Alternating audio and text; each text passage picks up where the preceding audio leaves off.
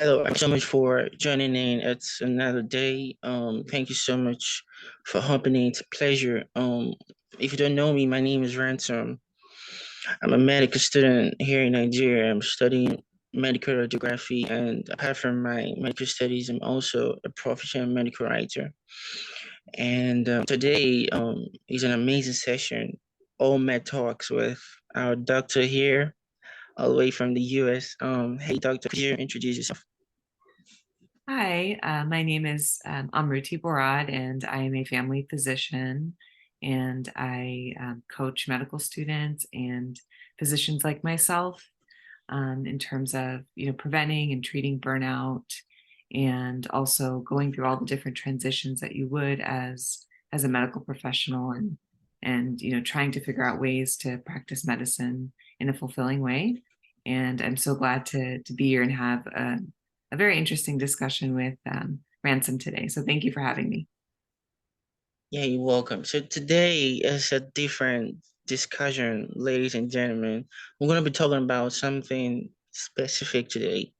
And the topic is as medical students, are you applicable to work while studying?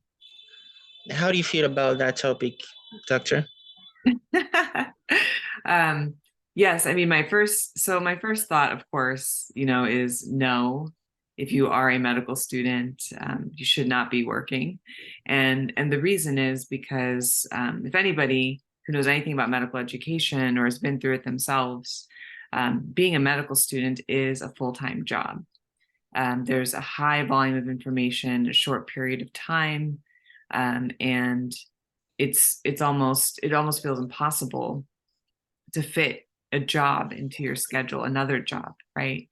I think in the United States, the average debt, depending on what resource you're looking at, is about $250,000 per for all of your medical education, including your tuition and other expenses. And there's many, many different ways to fund your education in the US. So you can use your personal savings, family helps. There's federal loans, so government loans, private loans. There are scholarships, grants, fellowships that you can do. There's a lot of service programs. So service programs meaning, you either choose to be a primary care physician and work in a certain underserved area for a certain number of years. You choose to work for underserved areas for a certain number of years through a different program, or you go through a military program.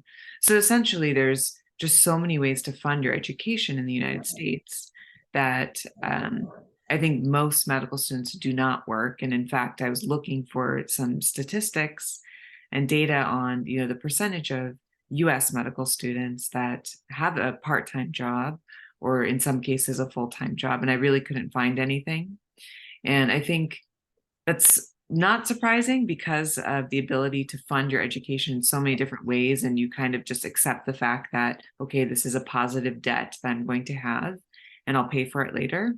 And then it is surprising in some ways because there is an emphasis on the fact that someone's debt has a lot to do with their burnout. They're not, 50% of medical students are burnt out or have some form of anxiety or depression or leading up to that. So in some ways that surprises me. But that's essentially what I've seen in terms of the US.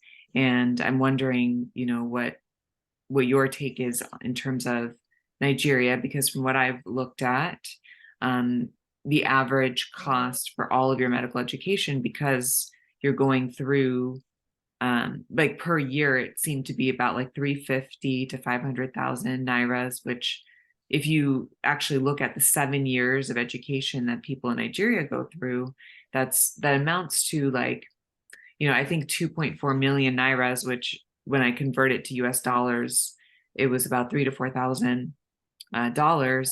But you also have to take into account, it's kind of like comparing apples to oranges, right? In terms of cost. So I'm just curious to hear from you what your experience has been, because I know in Nigeria, from what I understand, There's no loans, there's no scholarships. You're kind of funding it yourself, or with your help from your family. So a lot of students do have to work. Yeah, absolutely. Like you said about the US, medical student don't really work, while studying. But my own case, my own country, Nigeria, the reverse is the case, right? When you talked about the loan, talks about, but I'm throw some light on that. Recently, the new government, we had an election this year. Earlier this year, we had an election, so the new government right now is trying to implement, loan options for students here in Nigeria. But the problem is the requirements are not really favorable to many, Mhm. right? The requirements are really crazy, and people are not really going for that loan option because the requirements are not really fitting to we students in Nigeria, and that's crazy. So scholarships in Nigeria is very limited, very, very limited. There are scholarships in Nigeria, but they're very limited, very, very limited. You need adequate information to get, to those scholarship, to get informed about those scholarship and everything, you know. But there are people that don't really have access to those information, they don't really have access to internet or something. But I believe that even though you're a medical student in Nigeria, you're working. You have to work Mhm. because there are some times that maybe for instance, your parents are paying for your school fees and everything. There are some times that they don't really have money to send to you for your upkeep or to buy your textbooks or to pay your school fees or any other payment, your rent and everything, your lodge and everything. There are some responsibilities that will dawn on you, as a student. And sometimes you have to do the needful. Here in Nigeria, you have to take up some responsibilities to pay for some few things without the request of your parents. But what I mean by that is, for instance, me, um, I read a book about taking up responsibilities, by Tom Jeffrey. It's a book I read my first year in school, and there's some certain age in Nigeria you get to, for instance, from 18 to 30 or thereabout. You have some certain, I think it's a constant here in Nigeria. You have to develop some kind of responsibility to say, hey, I want to take over this. I want to start buying for my books. I want to start doing some, things for the family or something without a request from my parents or something. And that's really detrimental as a medical student. I don't know for other students, right?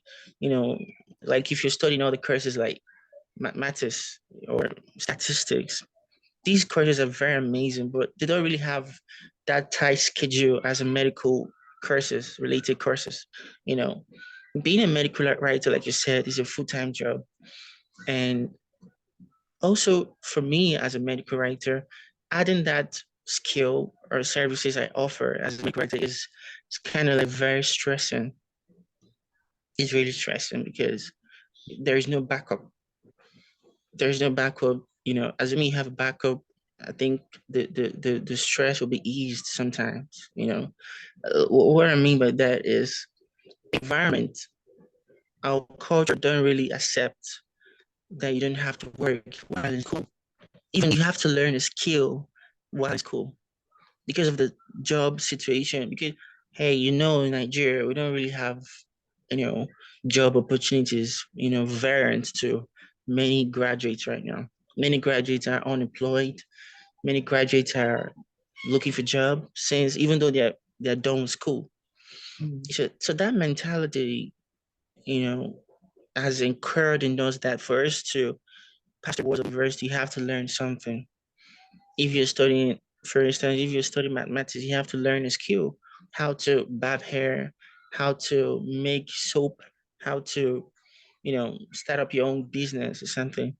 I think is our mentality. And that's really terrible because the government is not really doing much things about that aspect. For instance, in Nigeria, when you talk about my course, radiography, there are in general in Nigeria, there are only 5,000 radiographers in Nigeria currently. And out of that 5,000, 3,500 have left the country. And that's terrible. And we're left with Mm. 2,000 plus medical professionals. And that's the curse of the limitations of medical, professionals in my country. The reason because there are no much amenities, provided, to various hospitals, Mm. in across the country. And that's terrible. That's really terrible, really, really terrible. And the government needs to do something about it, and to be honest, my work as a writer is really, really demeaning. Like what I mean is it really affects my mental health. It's not that easy to work in and also studying in med school. And like you said, that med school are different. Medical schools in Nigeria are totally different from others. You know, I was speaking with my friend 2 days ago about she's in the US. I was talking to her about if in your school, do you experience the kind of lecturers? You have a lecturer on the course today, and all of a sudden you didn't hear from the lecturer didn't show up, the lecturer didn't come to teach you something, or they don't really come to classes or something. She said no. She hasn't experienced such a thing.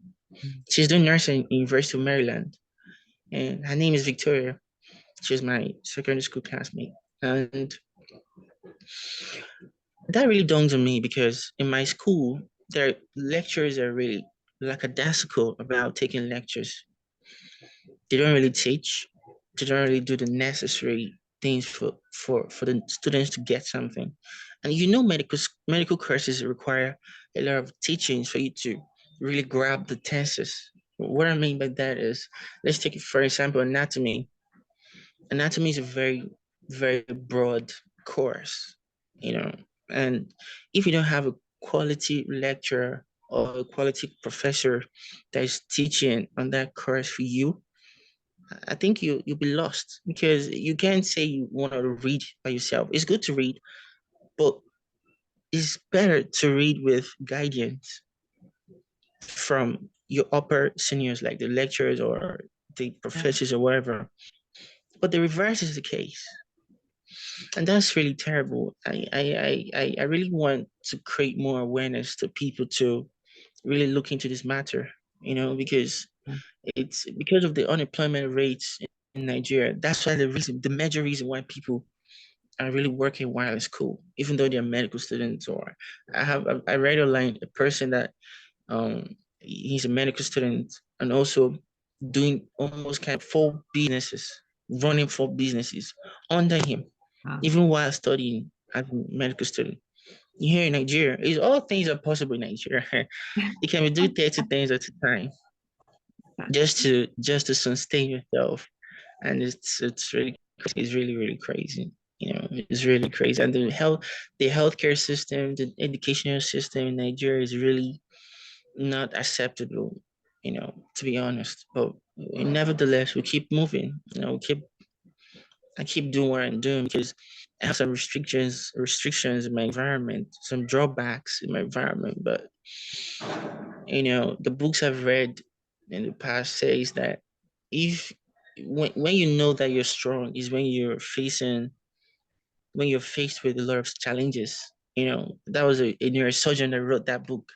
And I grabbed something for that because my strengths are not little because the kind of challenges I've faced and I'm still facing is huge, but I keep moving, regardless. So I think the situation about working and everything is quite different in Nigeria. So I think it's really crazy. It's really crazy.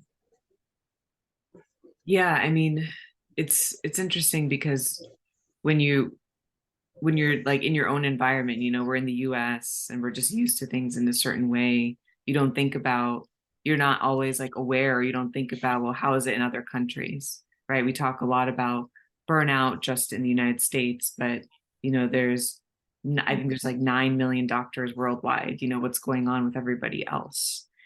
So in your situation, you're absolutely right that you're in a situation that's very tough that you cannot change. It's a circumstance that you are not able to change. And sometimes we feel like we don't have a choice. And for you, you don't have a choice in the sense of, do I work or not? Most of you do have to work, but you do have a choice of how you think about it.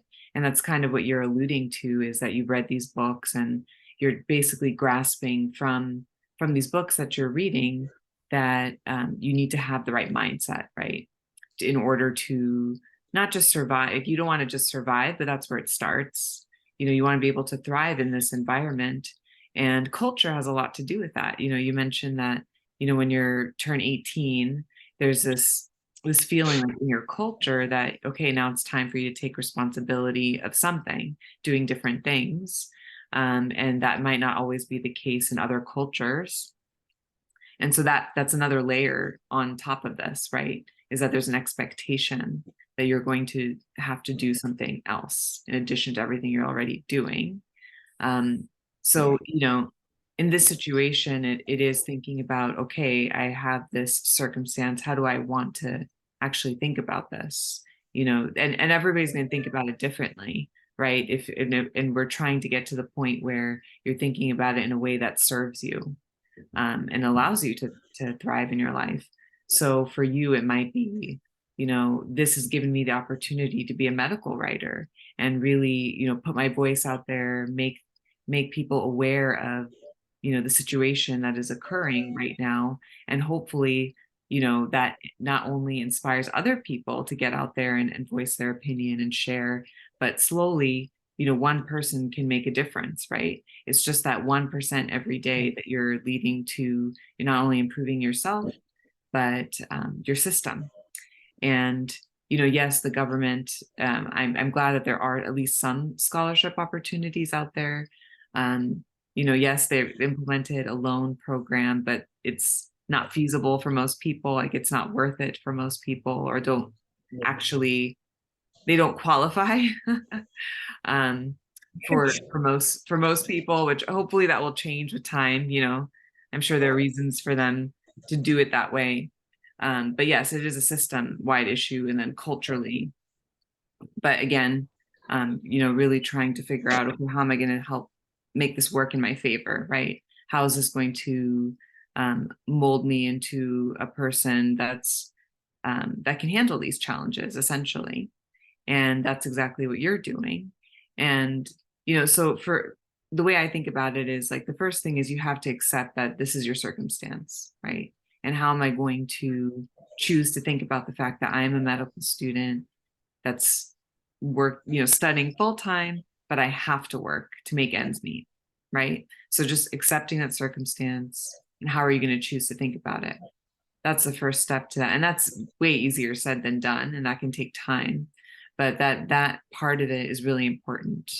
The next step is thinking about your budget, right? How much do you really need to make in order to live comfortably? And the thing after that is thinking, okay, this is how much I need. How many hours? It's about time management. How many hours do I actually have in my day to do this? Meaning, am I going to work weekdays? Should I just work weekends? Can I get by only working on holidays, or just as needed? So thinking about that. And then it's really looking at, okay, this is what I need. And now what jobs are out there? So there's a lot of jobs, just looking through what medical students have done in the past. The easiest thing to do is ask your classmates, right? Not only just the classmates in your class, but people above and below you. What have they done? What kind of work are they doing? And that might help. Talking to your university, if that's something that they do, if they actually have jobs for their students, or the hospital. A lot of students will do, like, research assistant, lab assistant. They might draw blood, be a phlebotomist, be an EMT, so driving ambulance, or working in that sector. So more like healthcare jobs. And then you can be a scribe I think that's a great way to learn more about medicine clinically, and still, make some money. And then there's other things I think you had mentioned some of your classmates sell jewelry or work in restaurants, um, and doing social media. Like social media wasn't that big of a thing when I was in school, but now I see, students like yourself, right? You have a YouTube channel, people are doing podcasts, you're a medical writer, like just getting your voice out there. Some people, are medical student influencers. So social media has really helped in the sense of the different ways that you can basically get your voice out there, and monetize some of those things. And then, it's kind of an opportunity, I think, to be creative. So if you have another skill, if you're a musician, you can play at events. If you like making jewelry, or if you like woodworking, like there's a lot of different things that you can do. It kind of allows you this opportunity to build another skill, right? And I did read a study that actually was from Nigeria, first year medical students talking about work. And, it was a very small study. I think it was only like 80 students, and it was their first year of being in the medical, like towards going towards a medical degree. So they're still at the beginning and excited, and don't have as many responsibilities. But they actually liked working because it allowed them to have that financial liberty, right? To be able to support themselves, but also it allowed them to build administrative skills, leadership skills, which I think is so important, especially in your country, because you're the type of person that's going to change healthcare, right? You just need, several ransoms, right, to get on board and make the difference. Because when you become a doctor, that's when you have, you know, a little more power than you do now, right? You have a little more agency than you do now to make a difference. And you can start a scholarship fund for your school. You can get, go to the level of working in a government sector that involves healthcare and make that difference. So, um, I think, yes, it's really hard. I think that trying to go to medical school and work part-time, even part-time, can certainly add to your burnout and your stress levels. But, looking at it on the flip side, it can allow you to be creative. It can allow you to advance further, in your career, and basically help your community and help healthcare in your country.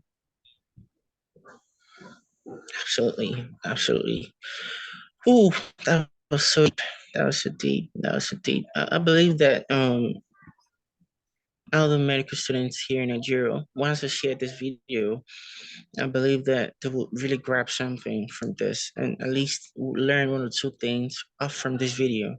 Regardless of whatever happens. Thank you so much for explaining that. You know, that for us, and that's really amazing. Really, really amazing. Thank you for that. Thank you. Yeah, of course. It's all about, So I hate to say it's about, the mindset, because I can only imagine how hard it would be to be in that situation. Um, but it has a lot to do with it. It really does. And if you're able to build towards, realizing like this is really an opportunity for me to do something bigger and better, um, I think it really allows you eventually to appreciate where you are. you just have to, you have no choice. You just have to adapt. That's when adaptation comes into this forum. So yeah, I That's believe that. And also, I love the fact that you talked about that mindset. People need medical students out there needs to work on the mindset. Develop an IQ of say, hey, I can do this. It's not about I cannot. It's about I can. So that's the major word. That's the major word.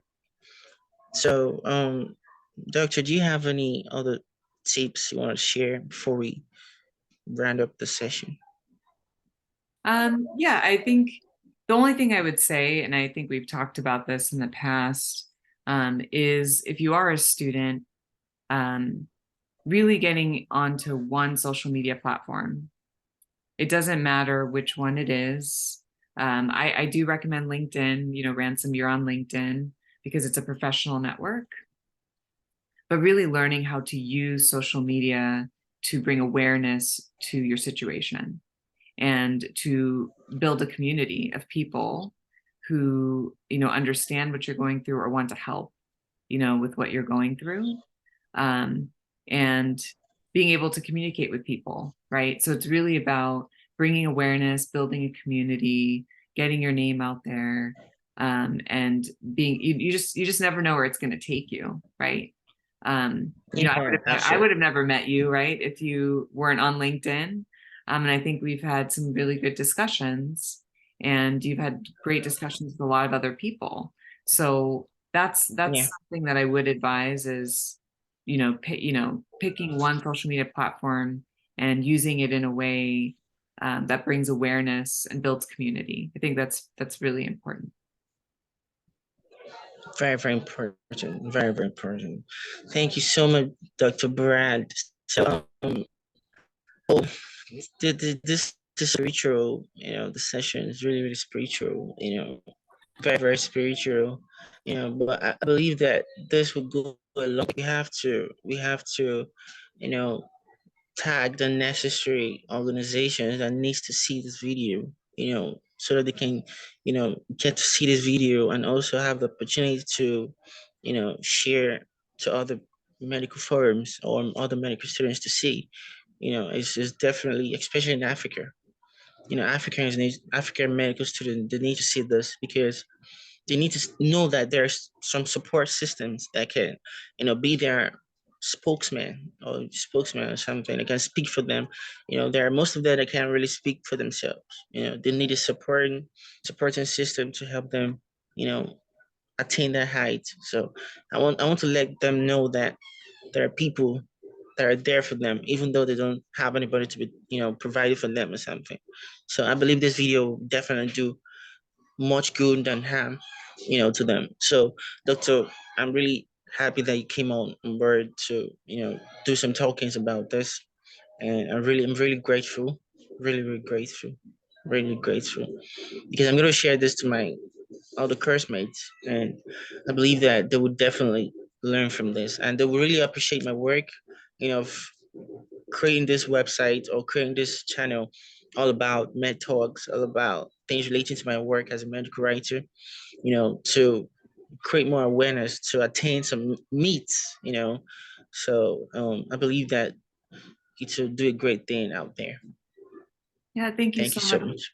much. Thank you for having me and for sharing your experience. Yeah, sure, definitely, definitely. All right. Thank you. Bye.